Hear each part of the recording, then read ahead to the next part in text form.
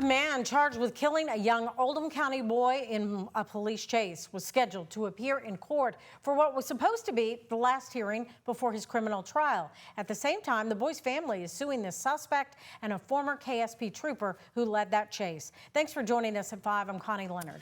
And I'm Doug Proffitt. Attorneys say that they need time to review new videos and documents.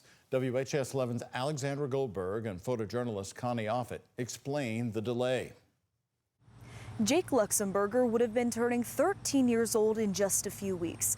But now the family is preparing for the trial of Tymetrius Walter, the man charged with killing the young boy in a fatal crash. Jake, a baseball fan and student in Oldham County, was killed during a police pursuit. Authorities say Walter sped through the intersection near the Crestwood exit on I-71 in Kentucky 329, crashing into Jake and his grandmother. But before Walter can go on trial for murder and several other felony charges, the courts are working through documents in a civil case brought forward by the Luxemburger family. We have since provided 2 separate discovery dumps to the Public Defender's Office, one which was documentation received from plaintiff's counsel involving the civil case. That lawsuit reveals alleged misconduct against the Kentucky State Police trooper who led the chase. The lawsuit claims former KSP trooper Zachary Napier engaged in a high-speed chase with Walter's Honda Pilot for an improper purpose, quote, to avoid being dispatched to a missing child complaint,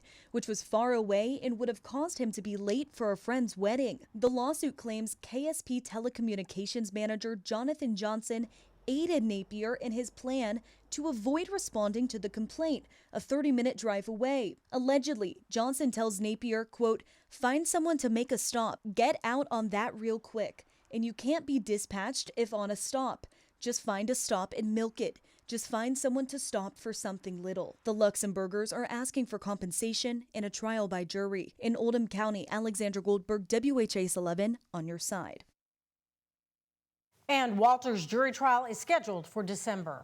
Also, we're following a developing story out of New Albany tonight. A man is charged tonight after Indiana State Police raided his 2 businesses. And police claim he was plotting to have people killed. New Albany investigators worked with the Indiana State Police to search 3 locations yesterday. North Star Tattoo Company on Vincennes Street, Cloverleaf Bar and Grill on Culberson Avenue, and an unidentified home. Now, Henry Bachman is listed as the owner of the 2 businesses. And according to court documents, this goes back to a May shooting in New Albany. You may remember this case. 2 men were arrested in connection to a drive-by shooting. Police believe they were targeting the, quote, underground station, but shots went through the neighboring barber shop, actually hitting a woman in the foot that day. According to police records, the intended target told police that he was part of a motorcycle gang called Outlaws Menace 13, and that he only knew one person who would attempt to kill him. And police say that person is Henry Bachman. Aaron Brown was arrested and charged for the May shooting. He told police another man, Joseph Fleschia, hired him to do it. Police found evidence on Bachman's cell phone where he allegedly discussed the murder plot with Fleschia. Bachman is charged with 2 counts of conspiracy to commit murder. Fleschia is charged with 2 counts of conspiracy to commit murder, and Aaron Brown is charged with obstruction of justice and drug charges. Brand new at 5, we're continuing our coverage of the I-65 roadshow. The construction well underway now. Drone video today showing the reality of what's going to be the next couple of years for all of us here in Kentuckiana. A busy day of construction right underneath I-65 going toward downtown Louisville. Now, we've told you about the impacts of some of those local road closures, but tonight we're taking a closer look at the future of Kentucky road projects. One state lawmaker telling us the current funding model isn't sustainable. Isaiah Kim Martinez has the story. Crews are a lot more active here in Old Louisville today. We're on Floyd and East Burnett, and if you actually take a look down on this side underneath I-65, you can actually see some of that debris on the ground. This project is going to take a long time. And to shut down I-65 is going to be complete chaos. And Lawrence Tragesser of Taylorsville, Kentucky, believes revamping part of this busy stretch of highway, the I-65 corridor, could take longer than the state is leading on. He's concerned about that 2-month closure coming next summer. Is it really going to be 3 to 4 months, or are there going to be delays?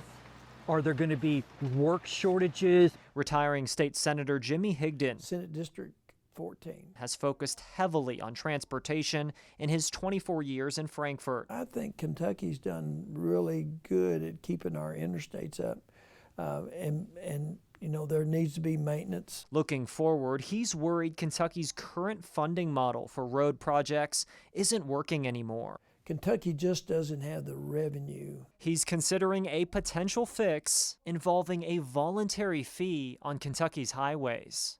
Isaiah Kim Martinez, WHAS 11 on your side.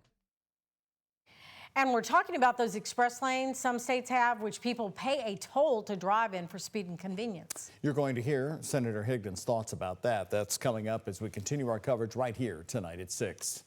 2 people are behind bars after being arrested for copper wire thefts. Mayor Greg Greenberg said Louisville ABC arrested Jacob Roeder and David McGill on Tuesday of this week for allegedly stealing copper wire across several sites in the Riverport corridor. The video you're seeing here tonight is not from the current arrest, but from our previous stories. Roeder and McGill are facing several charges, including criminal trespassing of key infrastructure assets and criminal mischief of the first degree.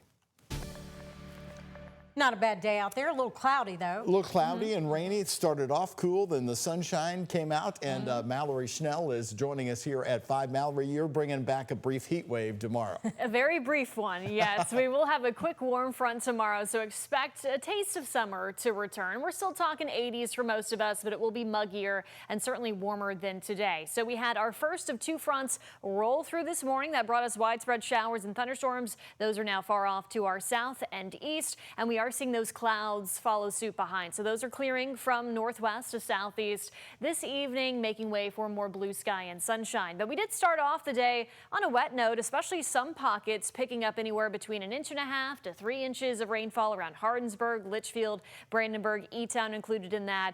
Louisville Metro, at least at the airport, picked up 3/4 of an inch of some much needed rain this morning. Taking a live look outside, much quieter, much bluer sky, a lot more sunshine out there this evening. Temperatures, though, staying very comfortable, about 10 degrees below normal in the mid-70s currently, with a light breeze around 10 miles per hour and fairly low humidity. So a pleasant evening is on tap. Expect temperatures in the 70s to drop into the 60s once that sun does set. Mostly clear and quiet skies tonight with lows in the 60s in Louisville, 50s elsewhere. And then we're tracking another cold front tomorrow evening into tomorrow night. That will bring us a threat for some strong storms. We'll talk much more about the timing and impacts coming up here in a few minutes. Thanks, Mallory. To slow down the impact of violence on young lives, the city of Louisville is expanding programs for middle schoolers. Today, Mayor Craig Greenberg awarded 3 grants to organizations in West and South Louisville to give kids more things to do. WHAS 11's Conrad DeLuce shows us how people are teaming up to stop violence before it starts. Really, the earlier you start with assisting kids, supporting kids, helping them live a happier and healthier life, I mean, it's all great. James Tatum is the director of the city's Office of Violence Prevention. He says that trends do show a downturn in violent crime. But we're seeing that the numbers of children committing violence are not lowering as fast as other demographics. A sentiment echoed by Police Chief Paul Humphrey earlier this week. Tatum says one of the ways to combat violence is to give kids more things to do. So really trying to provide kids a safe place to go, a place where they can learn, a place that they want to go. That's the aim of the Get Busy Initiative grants. 3 separate $116,000 investments in organizations that could provide more after-school and weekend programming. I think that, to utilize funding in an innovative way, we have to work with one another. Kristen Williams is a co-founder of Play Cousins Collective, which helps to build community within West End families. Her organization is teaming up with Amped Music Academy, the Housing Authority, and Enhances Impact through collaboration to provide afternoon and weekend activities for Russell neighborhood middle schoolers at Baxter Community Center.